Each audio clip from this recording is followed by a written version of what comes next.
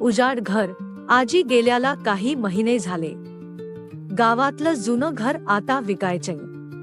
तो म्हणजे आलोक आजीचा नातू घर आवरायला आलाय. हे घर केवळ विटा नाही, इथल्या भिंतींनी प्रेम शोषून घेतलंय आणि आता त्या आठवणी परत मागत आहेत. आलोक किचनमध्ये येतो. जुना ओटा, अजून आजीचा मसाल्याचा डबा आहे. ओट्याजवळ एक जुनी वही सापडते, पानं थोडी निळसर झालेली, पण त्यात सुंदर हस्ताक्षरात लिहिलेलं. दुपारचं ताट. अण्णा 2 पोळ्या, भाजी, पाणी. माधव तांदूळ जास्त. नीरा कोथिंबीर नको. आणि शेवटी सगळ्यांच्या ताटात प्रेमाच पाणी.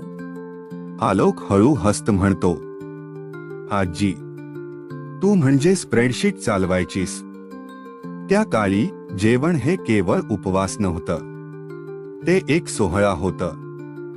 ताटं लावणं, आजीच्या मुठीने पोळ्या फुगवणं आणि शेवटी प्रत्येकाच्या पानात ओतलेला तो एक छोटासा घोट, प्रेमाच पाणी. सगळं कुटुंब एकत्र, लहान आलोक आजीच्या कुशीत. सगळे हसतायत, एकमेकांची चेष्टा करतायत आणि आजी मिठास हस्त म्हणते, हे पाणी आहे का? ह्या घरातल्या माणसांचं स्नेह आहे, विसरू नका. आजचं घर शांत आहे.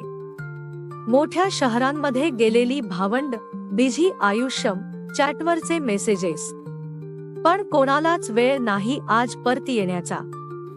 आलोक त्या वहीकडे पाहतो आणि अचानक मनात विचार येतो.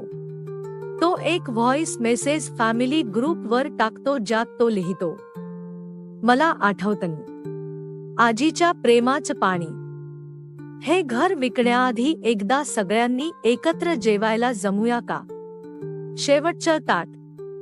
काही क्षणांनी एक रीड, दुसरं रीड, मग नोटिफिकेशन, मावशी इज टायपिंग.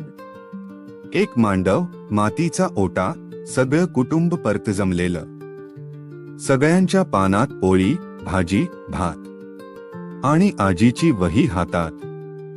आलोक हळूच एक छोटा स्टीलचा वाटीने सगळ्यांच्या पानात पाणी ओततो. त्या घोटात काय होतं माहित नाही, पण त्यात आजीचा हात होता, आठवणी होत्या आणि कदाचित माणसांना एकत्र ठेवण्याचं साधं पण गहिरं कारण होतं. काही प्रेम